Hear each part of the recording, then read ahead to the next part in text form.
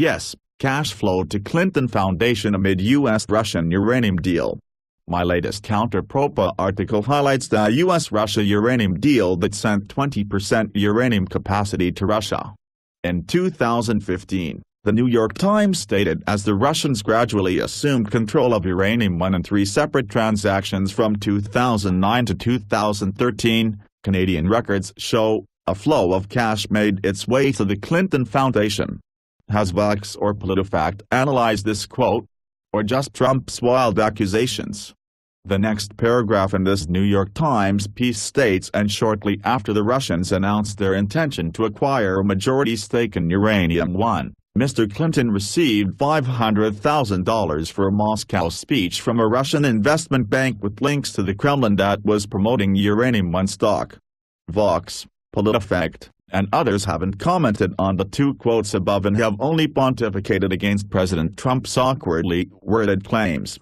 Hillary Clinton didn't give up 20% of U.S. uranium to Russia, but Uranium One donations to the Clinton Foundation might have influenced the State Department and Obama's administration to approve the deal. Was it merely coincidence that Uranium One officials were Clinton Foundation donors, or is there a legitimate conflict of interest? Also, did the FBI tape Bill Clinton's speech at a Moscow bank? There's absolutely no way for Vox or any other Clinton public relations firm to spin the fact Bill Clinton received $500,000 from a Moscow bank with ties to the Kremlin. Also, nothing said as Trump's press conference refutes the fact Uranium One officials donated millions to the Clinton Foundation amid the sale of U.S. uranium to Russia. After Trump's recent press conference, millions of Clinton loyalists gleefully read a PolitiFact piece titled "Donald Trump Repeats His Mostly False Claim About Hillary Clinton, Russia and Uranium." That PolitiFact piece references another PolitiFact article titled "In a Nuclear Claim, Donald Trump Says Hillary Clinton Gave Up 1/5 of U.S. Uranium to Russia." Both articles rate the truthfulness of Trump's accusation that Clinton gave up, or was solely responsible, for the uranium sale. As with all Clinton scandals, the entire story is far more complicated, with defenders focusing on semantics and plausible deniability more than possible foul play, and leads to a major conflict of interest, especially in today's neo-McCarthy Democratic Party. First, Clinton didn't even intentionally use a private server, so she didn't give up 20% of U.S. uranium all by herself. The issue PolitiFact, Vox and others conveniently circumvent is the New York Times quote stating as the Russians gradually assumed control of Uranium One in 3 separate transactions from 2009 to 2013, Canadian records show, a flow of cash made its way to the Clinton Foundation. Did millions of dollars to her foundation influence Clinton? Furthermore, 3 FBI field offices wanted to investigate the Clinton Foundation. The Clinton Foundation has been the subject of quid pro quo controversies, from an app report to weapons deals.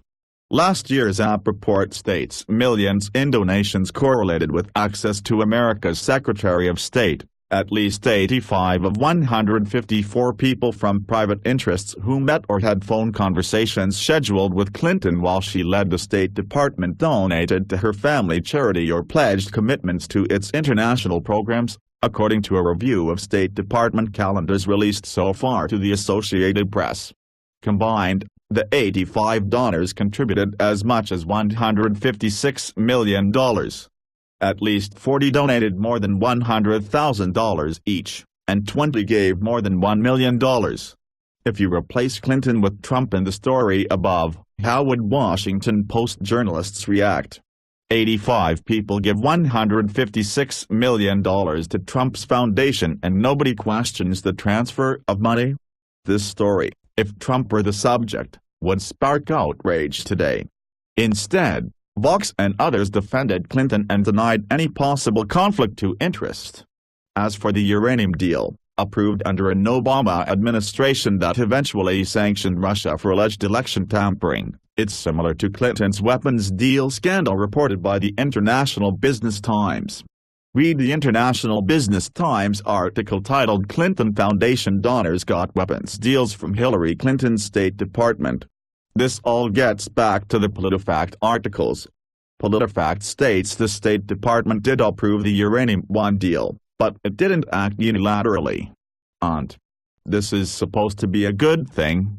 The New York Times states the deal made Rosatom one of the world's largest uranium producers and brought Mr. Putin closer to his goal of controlling much of the global uranium supply chain. Vox recently called Trump a Russian stooge, yet it was Clinton's State Department that approved the deal bringing Mr. Putin closer to his goal of controlling much of the global uranium supply chain. President Obama's administration approved a uranium deal that motivated Pravda to write Russian nuclear energy conquers the world. If Putin is America's great adversary, why did Clinton's State Department and 8 other agencies approve the deal? Why didn't President Obama veto the deal? Why did Uranium One officials feel the need to donate millions to the Clinton Foundation amid the sale? This blind spot within American media is the reason Trump won the White House. Clinton engages in an overt controversy, and the American press focuses solely on the semantics within Trump's accusation. With Clinton, it's never using a private server to hide information. Everything is merely a coincidence, or there's enough semantic leeway for plausible deniability. Yoga emails were deleted, not Clinton Foundation emails. As for the billions lost in Haiti linked to Bill and Hillary Clinton, Haitian-born journalist Daddy Cherry demands the Clintons return Haiti's earthquake billions. Congratulations, vigilant and daring American press, whose only goal is to defeat Trump. You've again focused on Trump's wild accusations, while ignoring the giant elephant in the room. Once again, America is playing Trump's game, fact-checking based on semantics, as opposed to the overall picture, and refusing to hold Hillary Clinton accountable for a genuine conflict of interest. This paved the way for Trump's recent conflicts of interest.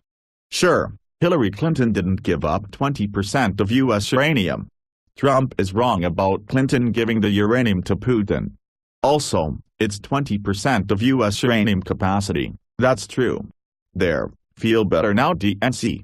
You shouldn't if you think Russia influenced the election and fear the implications of General Flynn's phone calls, or Trump's contacts with Russia. I highlight the impact of the Obama administration's uranium deal with Russia in the following segment on H.A. Goodman YouTube. Is it America's national interest to have Mr. Putin closer to his goal of controlling much of the global uranium supply chain? In the McCarthy-era atmosphere of today's Democratic Party, what if Trump approved the sale of 20% of U.S. uranium capacity to Russia, as his foundation received millions? For every fact-checking piece mocking Trump's claims, simply reread the original NIT story. The New York Times explains the possible quid pro quo arrangement in a now legendary piece by Joe Becker and Mike McIntyre titled Cash Flow to Clinton Foundation Amid Russian Uranium Deal. As the Russians gradually assumed control of Uranium One in 3 separate transactions from 2009 to 2013, Canadian records show, a flow of cash made its way to the Clinton Foundation. Uranium One's chairman used his family foundation to make 4 donations totaling $2.35 million. Those contributions were not publicly disclosed by the Clintons, despite an agreement Mrs. Clinton had struck with the Obama White House to publicly identify all donors. Other people with ties to the company made donations as well. And shortly after the Russians announced their intention to acquire a majority stake in Uranium One, Mr. Clinton received $500,000 for a Moscow speech from a Russian investment bank with links to the Kremlin that was promoting Uranium One stock. Again, would this be condoned if Trump's foundation had accepted millions from Uranium One? Also, why were Uranium One donations not publicly disclosed by the Clintons, despite an agreement Mrs. Clinton had struck with the Obama White House to publicly identify all donors? There'd be widespread calls for impeachment if this happened with Trump, and people would be right. The Clinton Foundation received millions of dollars, as the Podesta Group lobbied on behalf of Uranium One. Uranium One was already owned by the Kremlin, while the Podesta Group was lobbying on behalf of Uranium One. The Obama administration sold U.S. uranium to a company that was essentially owned by Putin. The fact 9 agencies had to sign off on the deal is irrelevant. If Clinton's State Department, under Obama, approved the deal, This shows Hillary Clinton was never worried about Russian aggression or influence. Uranium One officials felt the need to donate to Clinton's foundation during the uranium deal, and that brings up the question of Clinton's influence on Obama's administration. Most importantly, the Clinton Foundation coincidentally shut down its global initiative shortly after Clinton lost, and no longer accepts foreign donations. Why did Bill and Hillary shut down the Clinton Global Initiative? Could it be that the Clintons no longer have access to give to donors? Or is it only Trump who has conflicts of interest? The Clinton Foundation did accept millions of dollars from Uranium One during the sale, approved under Obama's administration, while the Podesta Group lobbied on behalf of company owned by Russia. In addition, the Panama Papers reveal Clinton's ties to the Kremlin.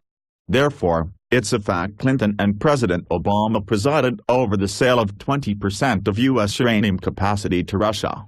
If the fact Uranium One officials donated millions amid the deal doesn't bother you,